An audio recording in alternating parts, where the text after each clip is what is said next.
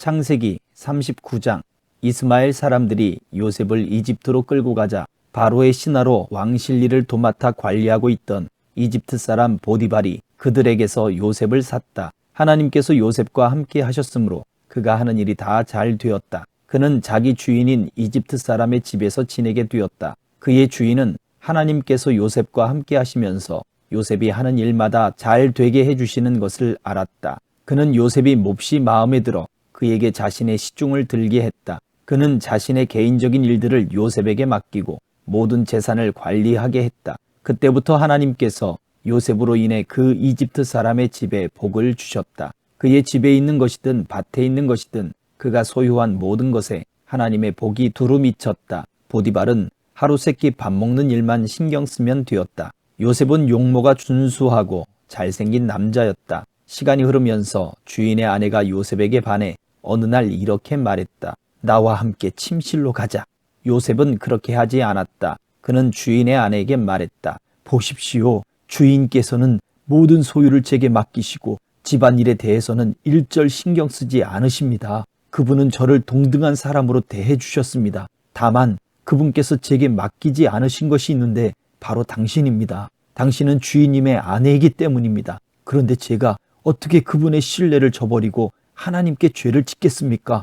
그녀가 하루도 빠지지 않고 날마다 졸라댔지만 요셉은 뜻을 굽히지 않았다. 그녀와 같이 자기를 거절한 것이다. 그러던 어느 날 요셉이 이를 보러 집으로 들어갔는데 그날따라 집안의 종들이 아무도 없었다. 그녀가 그의 겉옷을 붙잡고 말했다. 나와 함께 침실로 가자. 요셉은 그녀의 손에 겉옷을 버려두고 집 밖으로 뛰쳐나갔다. 그녀는 그가 겉옷을 자기 손에 버려두고 뛰쳐나간 것을 알고는 종들을 불러 말했다. 이것 좀 봐라. 저 히브리 놈이 본색을 드러내서 너희 모르게 나를 유혹하려 하는구나. 저 놈이 나를 욕보이려고 해서 내가 크게 소리를 질렀더니 내 고함과 비명 소리를 듣고는 이렇게 겉옷을 내 손에 버려두고 밖으로 도망쳤다. 그녀는 자기 주인이 집에 돌아올 때까지 요셉의 겉옷을 가지고 있다가 그에게 같은 이야기를 들려주었다. 당신이 데려온 히브리 놈이 내 뒤를 쫓아와서 나를 희롱하려고 하지 뭐예요. 내가 소리치고 비명을 질렀더니 이렇게 자기 겉옷을 내 손에 버려두고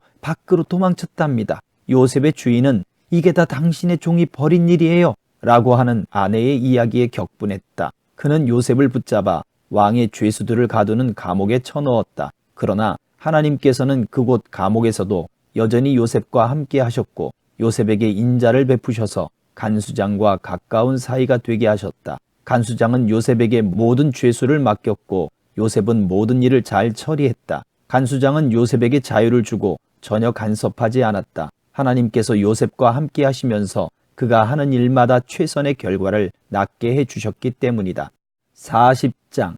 시간이 흘러 이집트 왕의 술잔을 맡은 관리와 빵을 맡은 관리가 자신들의 주인인 이집트 왕의 뜻을 거스르는 일이 있었다. 바로는 두 관리, 곧 술잔을 맡은 관리와 빵을 맡은 관리에게 크게 노하여 그들을 감옥에 가두고 경호대장의 감시를 받게 했다. 그들이 갇힌 곳은 요셉이 갇힌 곳과 같은 감옥이었다. 경호대장은 요셉에게 그들의 시중을 들도록 지시했다. 감옥에 갇힌 지 얼마 뒤에 술잔을 맡은 관리와 빵을 맡은 관리가 같은 날 밤에 꿈을 꾸었는데 각자의 꿈이 저마다 의미를 가지고 있었다. 요셉이 아침에 그들에게 가보니 둘 다 기운이 없어 보였다. 그래서 그는 자신과 함께 갇혀있는 바로의 두 관리에게 물었다. 무슨 일입니까? 어째서 얼굴에 수심이 가득합니까? 그들이 말했다. 우리가 각자 꿈을 꾸었는데 그 꿈을 해석해 줄 사람이 없어서 그러네. 요셉이 말했다. 꿈의 해석은 하나님께로부터 오는 것이 아닙니까? 어떤 꿈을 꾸었는지 이야기해 보십시오. 술잔을 맡은 관리가 먼저 요셉에게 자기 꿈을 이야기했다. 꿈에 보니 내 앞에 포도나무가 있는데 가지가 3개가 달려있더군. 싹이 나고 꽃이 피더니 포도송이들이 익는 거야. 나는 바로의 술잔을 가지고 있었는데 그 포도송이들을 따서 바로의 술잔에 짜놓고는 그 잔을 바로께 올려드렸네.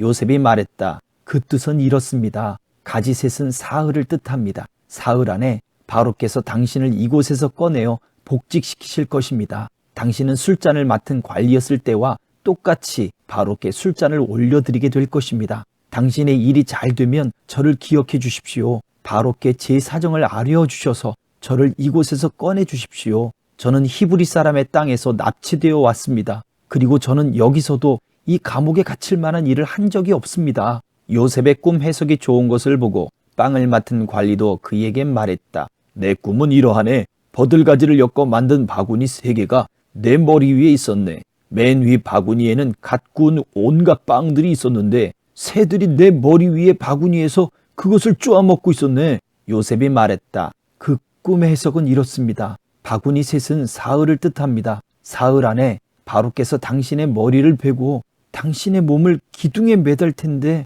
그러면 새들이 와서 당신의 뼈가 드러날 때까지 모조리 쪼아 먹을 것입니다. 사흘째 되던 날, 그날은 바로의 생일이었다. 바로는 모든 신하를 위해 잔치를 베풀고 술잔을 맡은 관리와 빵을 맡은 관리를 모든 신하가 볼 수 있도록 영광의 자리에 나란히 세웠다. 그런 다음 술잔을 맡은 관리를 본래의 직위에 복직시켰다. 그 관리는 전과 똑같이 바로에게 술잔을 따라 올렸다. 하지만 빵을 맡은 관리는 요셉이 해석한 대로 기둥에 매달게 했다. 그러나 술잔을 맡은 관리는 요셉에게 신경 쓰지 않았다. 요셉의 처지를 까맣게 잊고 만 것이다. 41장. 그로부터 2해가 지난 뒤에 바로가 꿈을 꾸었다. 꿈에 그는 나일 강가에 서 있었다. 튼튼해 보이는 암소 7마리가 나일강에서 올라와 습지에서 풀을 뜯고 있었다. 뒤이어 가죽만 남은 암소 7마리가 강에서 올라와 강가에 있는 암소들 곁에 섰다. 그러더니 바싹 마른 암소들이 튼튼한 암소 7마리를 잡아먹는 것이었다. 그때 바로가 잠에서 깨어났다. 바로가 다시 잠이 들어 2번째 꿈을 꾸었다. 줄기 하나에서 튼실하고 잘 여문 이삭 7이 자라났다. 곧이어 이삭 7이 더 자라났는데 이번에는 야위고 동풍에 바싹 마른 것들이었다. 그 야윈 이삭들이 튼실하고 잘 여문 이삭들을 삼켜버렸다. 바로가 잠에서 깨어보니 또 다른 꿈이었다. 아침이 되자 바로는 마음이 뒤숭숭했다. 그는 사람을 보내어 이집트의 마술사와 현자들을 모두 불러들였다. 바로가 그들에게 자신이 꾼 꿈을 이야기했으나 그들은 그 꿈을 바로에게 해석해 주지 못했다. 그때 술잔을 맡은 관리가 용기를 내어 바로에게 말했다. 제가 오래전에 경험한 일을 미리 말씀드렸어야 했는데 이제야 생각났습니다. 전에 왕께서 종들에게 노하셔서 저와 빵을 맡은 관리를 경호대장의 집에 가두신 적이 있습니다. 그때 저희 2사람이 같은 날 밤에 꿈을 꾸었는데 각자 꾼 꿈이 저마다 의미가 있었습니다. 마침 그곳에 경호대장의 소유였던 젊은 히브리종 하나가 저희와 함께 있었습니다. 저희가 꾼 꿈을 그에게 이야기했더니 그가 저희 꿈을 각기 다르게 해석해 주었습니다. 그리고 모든 일이 그가 해석한 대로 되어서 저는 복직되고 빵을 맡은 관리는 기둥에 매달렸습니다. 바로가 즉시 사람을 보내어 요셉을 불러오게 했다. 사람들이 서둘러 그를 감옥에서 끌어냈다. 요셉은 머리털을 깎고 깨끗한 옷을 입고서 바로 앞으로 나아갔다. 바로가 요셉에게 말했다. 내가 꿈을 꾸었는데 아무도 그것을 해석해주는 사람이 없다. 그런데 너는 꿈 이야기를 듣기만 하면 해석해낸다고 하더구나.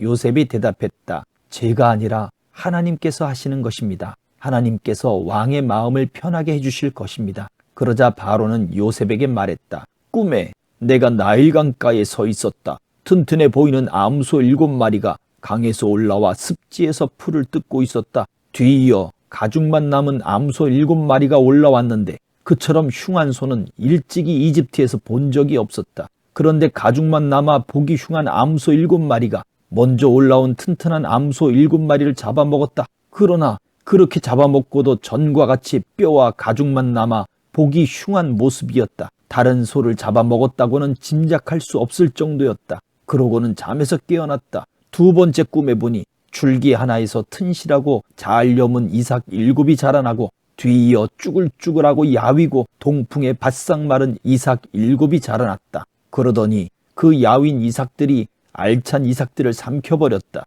내가 이 모든 꿈을 마술사들에게 이야기했지만 그들은 그 뜻을 해석하지 못했다.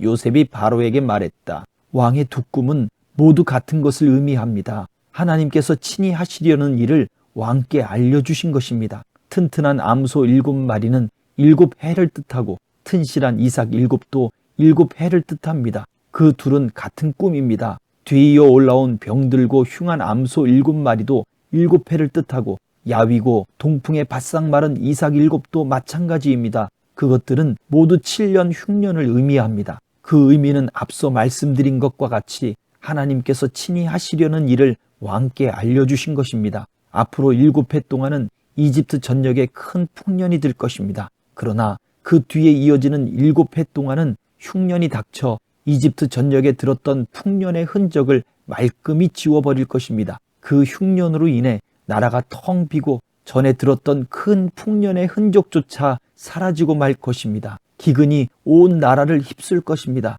왕께서 같은 꿈을 2번이나 꾸신 것은 하나님께서 이 일을 행하시기로, 그것도 속히 행하시기로 결정하셨다는 뜻입니다. 그러니 왕께서는 지혜롭고 경험 많은 사람을 찾으셔서 그에게 나라를 맡겨 관리하게 하시는 것이 좋겠습니다. 그런 다음 감독관들을 임명하셔서 풍년이 드는 7해 동안 이집트 전역을 감독하게 하십시오. 그들에게 앞으로 풍년이 드는 동안 생산되는 온갖 식량을 거둬들여 왕의 권한으로 곡식을 비축하게 하고 각 성읍에 보관하여 장차 식량으로 삼게 하십시오. 이 곡식을 저장해 두셔야 앞으로 이집트에 닥칠 7년 흉년 동안 활용하실 수 있을 것입니다. 그렇게 해야 이 나라가 흉년으로 망하지 않을 것입니다. 바로와 그의 신하들이 이 제안을 좋게 여겼다. 바로가 신하들에게 말했다. 이 사람이야말로 우리에게 필요한 사람이 아니겠소. 이 사람처럼 그 안에 하나님의 영이 있는 사람을 어디서 찾을 수 있겠소. 바로가 요셉에게 말했다. 그대야말로 우리가 찾는 사람이요. 하나님께서 그대에게 앞으로 일어날 일에 내막을 알려주셨으니 그대처럼 자격을 갖춘 사람, 그대처럼 경험 많고 지혜로운 사람도 없을 것이요. 이제부터 그대가 내 일을 맡아보시오. 나의 모든 백성이 그대에게 보고할 것이요. 내가 그대보다 높은 게 있다면 왕이라는 사실뿐이요. 바로가 요셉을 임명하면서 말했다. 이집트 온 땅을 그대 손에 맡기겠소. 그런 다음 바로는 자신의 손가락에서 인장 반지를 빼내어 요셉의 손가락에 끼워 주었다. 바로는 요셉에게 가장 좋은 세마포 옷을 입히고 목에 금목걸이를 걸어 주었다. 그리고 왕의 전차에 버금가는 전차를 내주어 요셉이 마음대로 쓰게 했다. 요셉이 전차에 올라타자 사람들이 만세하고 외쳤다. 요셉이 이집트 온 땅을 맡아 다스렸다. 바로가 요셉에게 말했다. 내가 왕이지만 그대의 허락 없이는 이집트에서 어느 누구도 손가락 하나 움직이지 못할 것이요. 바로는 요셉에게 사브낫 바네아, 하나님께서 말씀하시며 그분은 살아계시다 라는 이름을 지어주고 온의 제사장 보디베라의 딸 아스낫을 그에게 아내로 주었다. 요셉은 자신의 임무에 따라 이집트 온 땅을 둘러보았다. 요셉이 이집트 왕 바로를 위해 일하기 시작할 때에 그의 나이 30살이었다. 요셉은 바로 앞에서 물러나오자마자 이집트에서 일을 시작했다. 풍년이 든 7해 동안 그 땅은 풍성한 곡식을 냈다. 요셉은 이집트에 찾아온 7해 풍년 동안 생산된 식량을 거두어들여 여러 도시에 비축했다. 각 도시마다 주변 밭에서 거두어들인 잉여 농산물을 저장하게 했다. 요셉이 얼마나 많은 곡식을 거두어들였던지 바다의 모래처럼 많았다. 나중에는 그 수를 헤아리는 것조차 포기해야 할 정도였다.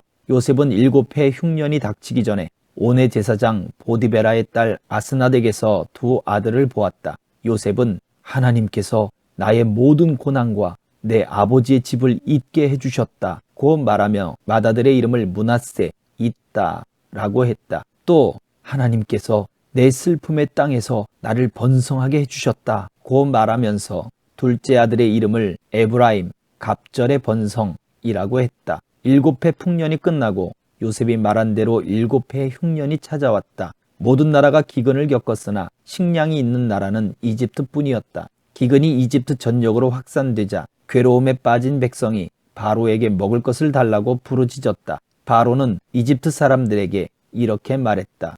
요셉에게 가서 그가 일러주는 대로 하여라. 기근이 더욱 심해져 이집트 온 땅을 덮자 요셉은 곡식 창고를 열어 비축해 두었던 식량을 이집트 사람들에게 팔았다. 기근이 극심했다. 이윽고 온 세상이 요셉에게서 식량을 사려고 모여들었다. 기근이 온 세상을 덮쳤던 것이다.